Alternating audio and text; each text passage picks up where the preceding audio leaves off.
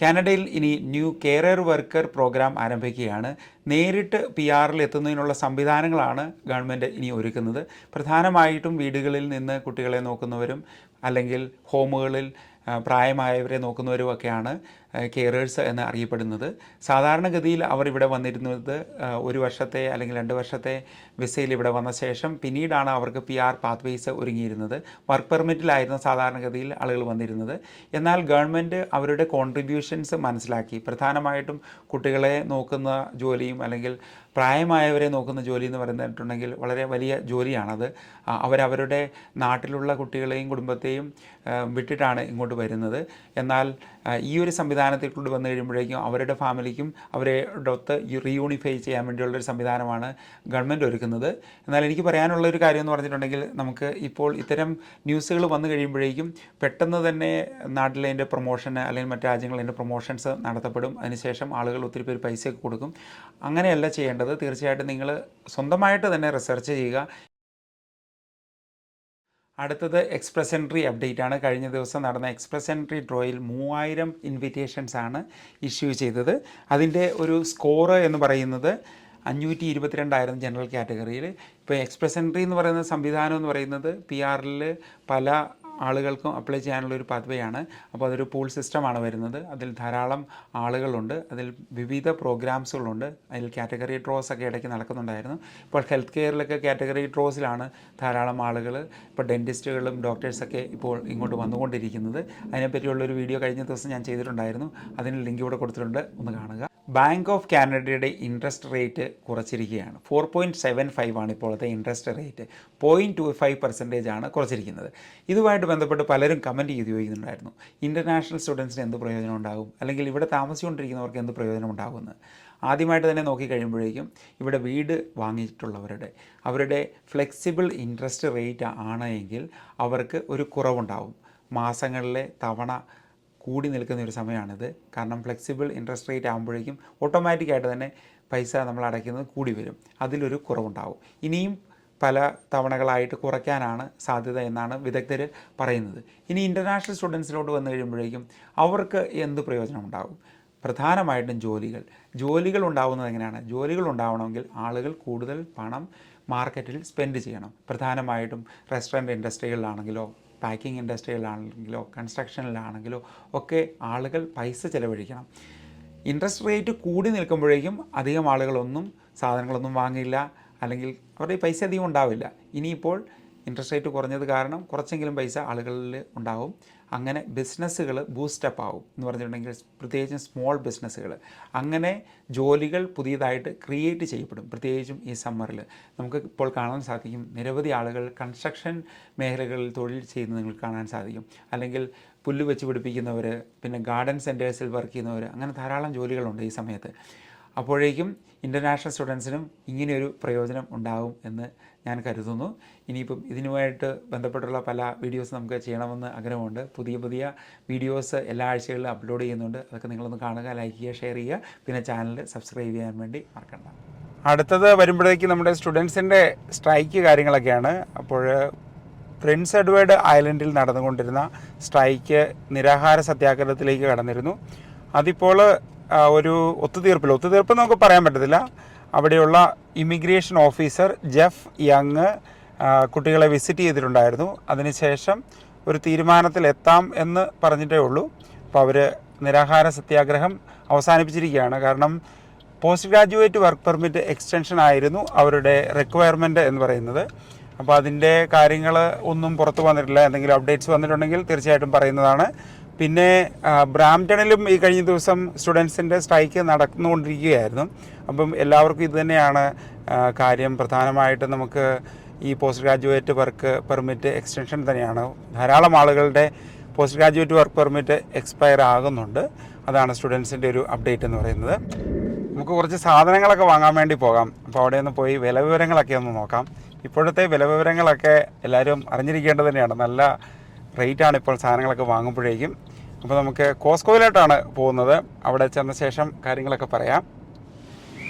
ഇപ്പം മത്സ്യമാംസാദികളുടെയൊക്കെ വിലയൊക്കെ നമുക്കൊന്ന് നോക്കാം. ഇപ്പം ഈ 3 കഷ്ണം വരുന്ന ഈ സ്റ്റേക്കിൻ്റെ വില വരുന്നത് $51 ഇപ്പോൾ വരുന്നത്. പിന്നെ നമുക്ക് വരുന്നത് ഇവിടെ എന്താണ് പലതരം മീറ്റുണ്ട്. പലതരം മീറ്റ് എന്ന് പറയുമ്പോഴേക്കും ഇത് ബീഫിൻ്റെ തന്നെ പല ഐറ്റംസ് ഉണ്ടാവും. അത് പല ഗ്രേഡഡ് ആയിട്ടാണ് വരുന്നത്. അപ്പോൾ അതിനൊക്കെ ഇത് കണ്ടോ, ഇത്രയത്തിൻ്റെ വരുന്നത് $160 വരുന്നത്. ഇപ്പം കിലോ വരുമ്പോഴേക്കെന്ന് പറഞ്ഞാൽ $69 പല മീറ്റിൻ്റെയും വില വരുന്നത്. അങ്ങോട്ട് ഒന്ന് കാണിച്ചു, അവിടെ ഇതുണ്ടോ ഗ്രൗണ്ട് ബീഫ് ഈ പിസ്സ പാസ്തയും ഇങ്ങനെയൊക്കെ ഉണ്ടാക്കാനും ഒക്കെ ആയിട്ട് ഉപയോഗിക്കുന്നതാണ്. മെയിനായിട്ടിത് പാസ്തയ്ക്കൊക്കെ ഞങ്ങൾ യൂസ് ചെയ്യാറുള്ളതാണ് എപ്പോഴും. അപ്പോൾ അതിന് $34 വരുന്നത്. ഇനി ഇതിൻ്റെ പാക്കറ്റായിട്ടുണ്ട് അല്ലാണ്ടുള്ളത്. പിന്നെ നമുക്കിനിയിപ്പം ഈ സൈഡിലോട്ട് പോരാം.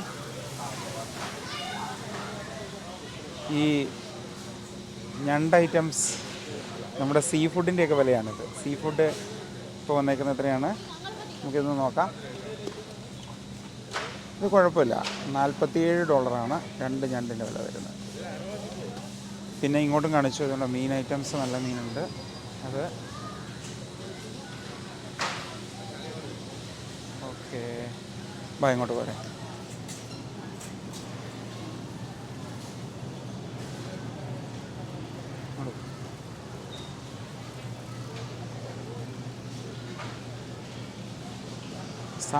സാൽമണിൻ്റെ വില $36. ഇത് നമുക്ക് അറ്റ്ലാന്റിക് സാൽമൺ ഈ നല്ല ഒക്ടോബർ നവംബർ മാസത്തിലൊക്കെ നമ്മുടെ ഇവിടെ ഞങ്ങളുടെ വീടിൻ്റെയൊക്കെ അടുത്തുള്ള സ്ഥലത്ത് ഇങ്ങനെ വരുന്നതാണ്. ഇതൊക്കെ വളർത്തി വെക്കുന്നതാണ്. അതൊക്കെ ഭയങ്കര വിലയാണ്. എന്നാലും പഴയ വെച്ച് നോക്കുമ്പോഴത്തേന് കുറച്ച് പൈസ കുറവുണ്ട്. കഴിഞ്ഞ ഒരു മാസം മുമ്പ് ഞാനിവിടെ വന്നതും ഇപ്പോഴും നോക്കുമ്പോഴത്തേനും കുറച്ച് പൈസ കുറവുണ്ട്. ഇതുണ്ടോ, നമ്മുടെ ചിക്കൻ സാധാരണ വാങ്ങുന്നത് ഇത് ബോണുള്ള ചിക്കനാണ്. ഇത് സാധാരണ ബാർബിക്യൂനും കാര്യങ്ങൾക്കൊക്കെ ആയിട്ട് ഇപ്പോൾ ആളുകൾ കൂടുതലും വാങ്ങുന്നതാണ്. അപ്പോൾ അതിൻ്റെ വില $28. ഇപ്പോൾ ഏകദേശം ഒരു 3 വർഷത്തേക്ക് വില വെച്ച് നോക്കുകയാണെങ്കിൽ $21 ഒക്കെ ആയിരുന്നു. ഇപ്പോൾ അത് മാറ്റം വന്നിട്ടുണ്ട്, ശരിക്കും മാറ്റം വന്നിട്ടുണ്ട്, നല്ല കൂടുതലായിട്ടുണ്ട്.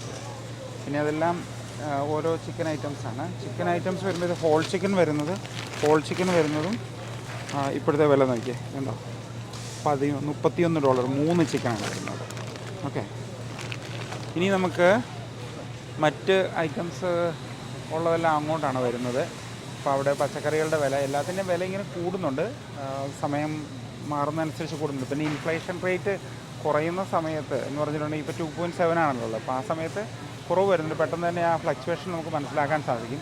പിന്നെ എന്നാലും നമുക്ക് കാണാം, ഇപ്പോൾ ഇഷ്ടം പോലെ ആൾക്കാർ സാധനങ്ങൾ വാങ്ങിച്ചുകൊണ്ടിരിക്കുന്നു. ഇവിടെ വന്നപ്പോൾ ഞങ്ങൾക്കൊരു കാട്ട് പോലും കിട്ടാനില്ലായിരുന്നു. അതുപോലെ ആളുണ്ട്, സാധനങ്ങൾ അതുപോലെ റൺ ചെയ്തുകൊണ്ടേയിരിക്കും. കാരണം ഫുഡ് മാർക്കറ്റും പിന്നെ അതോടൊപ്പം തന്നെ ക്ലോത്തിനുമാണ് ഇവിടെ ഏറ്റവും കൂടുതൽ ചിലവുള്ള ഒരു ബിസിനസ് എന്ന് പറയുന്നത്. സാധനങ്ങളൊക്കെ വാങ്ങി, അപ്പം ഇതാണ് ബില്ല് വന്നേക്കുന്നത്. ടോട്ടൽ ബില്ല് വന്നേക്കുന്നത് $1000 മേളിലാണ് വന്നേക്കുന്നത്. അപ്പോൾ ഞാൻ 2 ബില്ലായിട്ട് വാങ്ങിച്ചത്. ഇപ്പം നമ്മുടെ കമ്പനിയിലോട്ടുള്ള കുറച്ച് സാധനങ്ങളുണ്ട്, അപ്പോൾ അത് സെപ്പറേറ്റ് ആണ് വാങ്ങിച്ചിരിക്കുന്നത്. അങ്ങനെ ടോട്ടൽ $1200 ബില്ല് വന്നിട്ടുണ്ട്. സാധനങ്ങളുടെ വില കാണണമെങ്കിൽ ജസ്റ്റ് ഒന്ന് നോക്കിക്കോ. കുറച്ച് മുമ്പ് ഞാൻ മറ്റ് സാധനങ്ങളുടെ വില പറഞ്ഞിട്ടുണ്ടായിരുന്നല്ലോ. അപ്പോൾ ഇത്രയാണ് സാധനങ്ങൾ മേടിച്ചിരിക്കുന്നത്.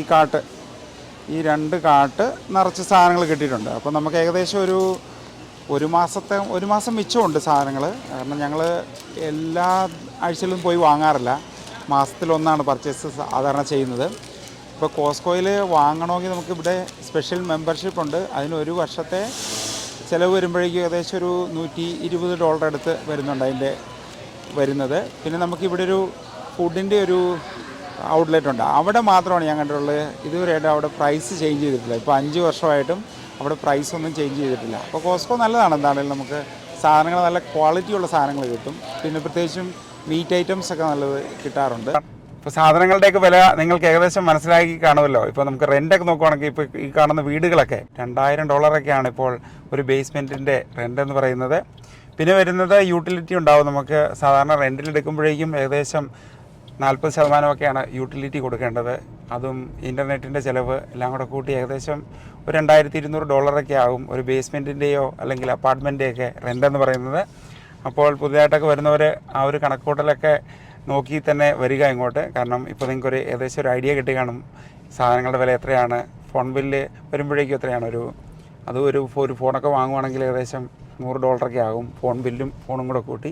നമുക്കൊരു വിശദമായിട്ടൊരു വീഡിയോ ചെയ്യാം, അതൊക്കെ വെച്ച് ഫുള്ള് വിവരങ്ങളൊക്കെ വെച്ചുകൊണ്ടുള്ളത്. അടുത്ത വാർത്തയിലേക്ക് നമുക്ക് കിടക്കാം. വെതർ അപ്ഡേറ്റ്സിലേക്ക് കടന്നു കഴിയുമ്പോഴേക്കും ഇപ്പോൾ കാനഡ സമ്മറിലേക്ക് കടന്നുകൊണ്ടിരിക്കുകയാണ്. ഇടയ്ക്കിടയ്ക്കൊക്കെ മഴ പെയ്യുന്നുണ്ട്. പിന്നെ മിക്ക ദിവസങ്ങളിലും ചൂട് ഏകദേശം ഒരു 24 ഡിഗ്രി മുതൽ 30 ഡിഗ്രി വരെയൊക്കെയാണ് ഇപ്പോഴത്തെ ചൂടുള്ളത്. പിന്നെ ആളുകളൊക്കെ പച്ചക്കറി കൃഷികളും പിന്നെ ഫാമിങ്ങും കാര്യങ്ങളൊക്കെ തുടങ്ങിയിട്ടുണ്ട്. കോട്ടേജ് ട്രിപ്പുകളൊക്കെ ആളുകളൊക്കെ ബുക്ക് ചെയ്യുന്നുണ്ട്. പിന്നെ ബീച്ചുകളൊക്കെ സജീവമായി തുടങ്ങിയിട്ടുണ്ട്. പ്രത്യേകിച്ചും വളരെയധികം ശ്രദ്ധിക്കുക, ഇപ്പോഴത്തെ വാട്ടർ ആക്സിഡൻസ് ഒക്കെ കൂടുന്ന ഒരു സമയമാണ്. നല്ല തണുപ്പുള്ള സ്ഥലങ്ങളും ഉണ്ട് ഇപ്പോഴും എന്ന് പറഞ്ഞിട്ടുണ്ടെങ്കിൽ. വെള്ളം തണുത്ത് നിൽക്കുന്ന സമയമാണ്. നാട്ടിൽ നിന്നൊക്കെ കുട്ടികളൊക്കെ വന്നിട്ടുണ്ടെങ്കിൽ പെട്ടെന്ന് നീന്താനൊന്നും അവിടെ ലൈഫ് ഗാർഡ്സ് ഒന്നും ഇല്ലാത്ത സ്ഥലങ്ങളിലൊന്നും പോകരുത്. പിന്നെ ആവശ്യമായിട്ടുള്ള സേഫ്റ്റി പ്രിക്കോഷൻസ് ഒക്കെ എടുത്ത് വേണം നമ്മൾ മുന്നോട്ട് പോകാൻ വേണ്ടി. ഇനിയിപ്പോൾ ഓർഗനൈസേഷനുകളുടെയും പിന്നെ ഈവൻ വള്ളംകളി വരെ നമുക്കിവിടെ നടക്കാൻ പോവുകയാണ്. പിന്നെ ഓണാഘോഷ പരിപാടികളൊക്കെ ഉടൻ തന്നെ മുന്നോട്ട് വരുന്നുണ്ട്. കമ്മ്യൂണിറ്റികളിലൊക്കെ പോയി നിങ്ങളുടെ നെറ്റ്വർക്ക് വിപുലീകരിക്കുക. എങ്കിൽ തീർച്ചയായിട്ടും നിങ്ങൾക്ക് ജോലി സാധ്യതകളും കൂടുന്നതായിരിക്കും. അമേരിക്കൻ വാർത്തകളിലേക്ക് കടന്നു കഴിയുമ്പോഴേക്കും പ്രധാനമായിട്ടും ഇൻ്റർനാഷണൽ സ്പേസ് സ്റ്റേഷനിലേക്ക് 2 പേർ എത്തിയിരിക്കുന്നു എന്നുള്ളതാണ്. അപ്പോൾ അവർ പല പരിശീലനങ്ങളും കാര്യങ്ങളൊക്കെ കഴിഞ്ഞ ശേഷം ഈ കഴിഞ്ഞ ദിവസമാണ് എത്തിച്ചേർന്നത്. 27 മണിക്കൂറാണ് ഭൂമിയിൽ നിന്നുള്ള യാത്ര. സഞ്ചരിച്ചിരുന്ന വാഹനത്തിലെ ഹീലിയം ലീക്ക് കാര്യങ്ങളൊക്കെ വന്നിട്ടുണ്ടായിരുന്നു. എല്ലാവരും ആകാംക്ഷാപൂർവ്വം ഇരിക്കുകയായിരുന്നു കാര്യങ്ങളൊക്കെ നോക്കി. എന്നാൽ വളരെ വിജയകരമായിട്ട് തന്നെ അവർ സ്പേസ് സ്റ്റേഷനിൽ എത്തിച്ചേർന്നിരിക്കുകയാണ്. പിന്നെ നമ്മുടെ അമേരിക്കൻ തിരഞ്ഞെടുപ്പ് വാർത്തകളിലേക്ക് കടന്നു കഴിയുമ്പോഴേക്കും ഈ കഴിഞ്ഞ ദിവസം ട്രംപ് കുറ്റക്കാരനായി എന്ന് കോടതി വിധിച്ചിരുന്നു. എന്നാൽ അദ്ദേഹം കുറ്റക്കാരനല്ല എന്ന് അദ്ദേഹം പല പ്രസ്താവനകളിലും പറയുന്നുണ്ടായിരുന്നു. പിന്നെ പ്രചരണങ്ങളൊക്കെ നന്നായിട്ട് തന്നെ നടക്കുന്നു. നമുക്കറിയാം നാട്ടിലെ ഇലക്ഷൻ പോലെ അതുപോലെ തന്നെ അതിലും ആകാംക്ഷാപൂർവ്വം ആളുകൾ കാത്തിരിക്കുന്ന ഒരു കാര്യമാണ് അമേരിക്കയിലെ പ്രസിഡന്റ് ആര് എന്നുള്ളത്. കൂടുതൽ ഇലക്ഷൻ വാർത്തകൾ തീർച്ചയായിട്ടും നിങ്ങളുടെ മുന്നിലേക്ക് എത്തിക്കുന്നതാണ്. നാട്ടിലെ തിരഞ്ഞെടുപ്പ് വാർത്തകളൊക്കെ സജീവമായിട്ട് തന്നെ കാനഡയിൽ നിന്നും എല്ലാവരും ഒബ്സർവ് ചെയ്യുന്നുണ്ടായിരുന്നു. നമ്മുടെ കുറേ പോൾസൊക്കെ നടത്തിയിട്ടുണ്ടായിരുന്നു. അതിലൊക്കെ നിങ്ങൾ നന്നായിട്ട് തന്നെ ആക്റ്റീവായിട്ട് തന്നെ പാർട്ടിസിപ്പേറ്റ് ചെയ്തിരുന്നു. ഈ വർഷം നമുക്ക് ഒരു നല്ല പ്രതിപക്ഷത്തെയും ഭരണപക്ഷത്തെയും നമുക്ക് ലഭിക്കുമെന്ന് പ്രതീക്ഷിക്കാം. ഇനി നമുക്ക് അടുത്ത ആഴ്ച കൂടുതൽ US വാർത്തകൾ ഉൾപ്പെടുത്തുന്നതാണ്. പിന്നെ നമ്മുടെ കനേഡിയൻ സ്കിൽസിലുള്ള പുതിയ പുതിയ കോഴ്സുകളൊക്കെ വരുന്നുണ്ട്. വെബ്സൈറ്റ് നോക്കി അതിനുള്ള അപ്ഡേറ്റ്സ് നിങ്ങൾക്ക് ലഭിക്കുന്നതാണ്. ഇനി നമുക്ക് ഈ ആഴ്ച ഒരു പ്രത്യേക വീഡിയോ ഉണ്ട്. പ്രത്യേകിച്ചും കരിയർ സംബന്ധിച്ചുള്ളൊരു വീഡിയോ ആണ്. വളരെ പ്രധാനപ്പെട്ട ഒരു വീഡിയോ ആണ്. അത് മറക്കാതെ കാണുക. നമുക്കത് ചൊവ്വാഴ്ച അപ്ലോഡ് ചെയ്യുന്നതായിരിക്കും. പിന്നെ നമുക്ക് വെള്ളിയാഴ്ചയുള്ള ലൈവ് സെഷനുണ്ട്. ലൈവ് സെഷൻ വളരെ സജീവമായിട്ട് തന്നെ പോകുന്നുണ്ട്. നിങ്ങളെല്ലാവരും കമൻറ്റ് ചെയ്തേക്കുക. പലരും പരാതി പറയുന്നുണ്ടായിരുന്നു ഞാൻ റിപ്ലൈ ഇവിടെ കൊടുക്കുന്നില്ല എന്നുള്ളത്. എല്ലാ കമൻറ്റുകളുടെയും റിപ്ലൈ വെള്ളിയാഴ്ചകളിൽ കൊടുക്കുന്നുണ്ട്.